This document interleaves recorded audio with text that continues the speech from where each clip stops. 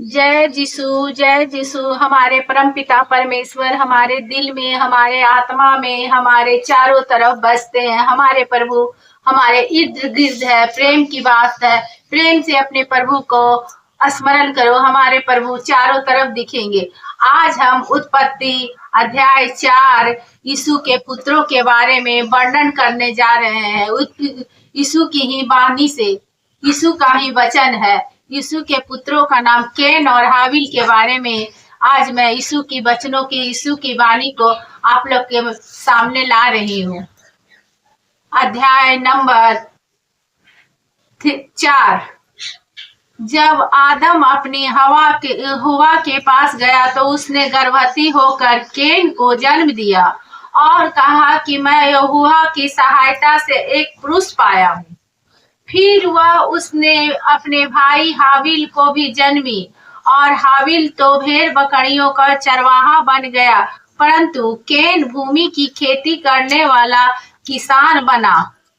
कुछ दिनों के पश्चात कैन यहोवा के पास भूमि की उपज में कुछ भेंट लिया और हाबिल भी अपने भेड़ बकरियों के कई और एक पहलेठ बच्चे को भेंट चढ़ाने को आया। उसकी चर्बी भेंट चढ़ाई, तब बच्चे के भेंट चढ़ाई। तब यहोवा ने हाबिल की उसकी भेंट को ग्रहण किया, परंतु कैन उसकी भेंट को उससे ग्रहण न किया। तब कैन अत्यंत क्रोधित हुआ और उसके मुंह पर उदासी छा गई। तब यहोवा ने कैन से कहा, तू क्यों क्रोधित हुआ और तेरे मुंह पर उदासी क्यों छाई है? यदि तू भला करे तो यह तेरी भेंट ग्रहण न की जाएगी, यदि तू भला न करे तो पाप द्वारा पर छिपा रहे और उसकी लालसा तेरी ओर होगी और तू इस पर प्रभुता करेगा। तब कैन ने अपने भाई हाबिल से कुछ कहा और जब वह मैदान में था तब कैन ने अपने भाई हाबिल पर चढ़कर उसे घात किया। तब यहोवा ने कैन से पूछा, तेरा भाई हाबिल कहाँ है? उसने कहा, मालूम नहीं, क्या मैं अपने भाई का रखवाला हूँ? उसने कहा, तूने क्या किया? तेरे भाई को लहू भूमि में से मेरी ओर चिल्लाया, पर मेरी दुहाई दे रहा था। इसीलिए तू भूमि जिसने तेरे भाई को लहू तेरे हाथ से पीने के लिए अपना मुंह खोला, उसी ओर से तू श्रापित है। चाहे तू भूमि पर खेती करे तो ही उसी पूरी उपज तुझे न मिली और तू पृथ्वी पर बहुत और भेगड़ा होगा। तब कैन ने यहोवा से कहा, मेरा दंड सहने से बाहर है। देख, तूने जो आज दिन मुझे भूमि पर से निकाला और मैं तेरी सृष्टि की आड़ में रहूंगा और पृथ्वी पर बेहूत और भेगड़ा रहेगा और जो मुझे पाएगा मुझे घात करेगा। इस कारण यहोवा ने उससे कहा, जो कोई कैन को घात करेगा उससे 7 गुना पलटा किया जाएगा। और यहोवा ने कैन के लिए एक चिन्ह ठहराया, ऐसा ने हो और कोई उसने पाकर मार डाले। तब कैन ने यहोवा के सम्मुख से निकल गया और नोद नाम का देश में जो आदन के पूर्व की ओर रहने लगा।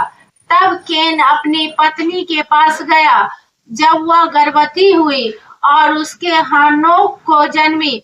फिर कैन ने एक नगर बसाया और उस नगर का नाम अपने पुत्र के नाम से हनेक रखा। और हनेक ने इराद उत्पन्न हुआ और इराद ने बहुयाल को जन्म दिया और बहुयाल एकल ने मातूसायाल ने तो लेमोर को जन्म दिया और लेमोर ने 2 स्त्री से विवाह ली, जिनमें से एक का नाम आदा और दूसरी का नाम सिला है। और आदा ने यावल को जन्म दिया। तब तंबाकुओं में रहने और जानवरों को पालन, उन दोनों के रीतियों का उत्पादक हुआ।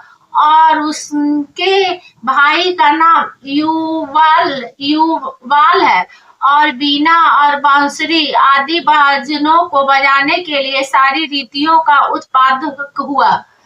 और सिला ने तुलैकैन के नाम का एक पुत्र को जन्म दिया। वह पीपल और लोहे के सब धार वाले हथियारों को गढ़ने वाला हुआ।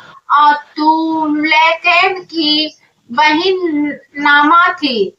और लोमेक ने अपनी पत्नी से कहा, आदा है सिला, मेरी सुनो। ये लोमेक की पत्नी, मेरी बात पर कान लगाओ। मैंने एक पुरुष को जो मेरे चोट लगाता है, अर्थात एक जवान को जो मुझसे घायल करता है, वह घातक है। तब केन का पलटा 7 गुना लिया जाएगा, तो लोमेक का 70 गुना लिया जाएगा। और आदम अपनी पत्नी के पास फिर गया और उसने एक पुत्र को जन्म दिया। उसका नाम यह सेत रखा। परमेश्वर ने मेरे लिए हाविल की शांति, जिसको कैन ने घात किया, और एक और वंश ठहरा दिया। और श्वेत के भी एक पुत्र उत्पन्न हुआ, और उसने उसका नाम एनोस रखा। इसी समय से लोग यहोवा से प्रार्थना करने लगे, जय यीशु, जय यीशु, जय यीशु, जय यीशु।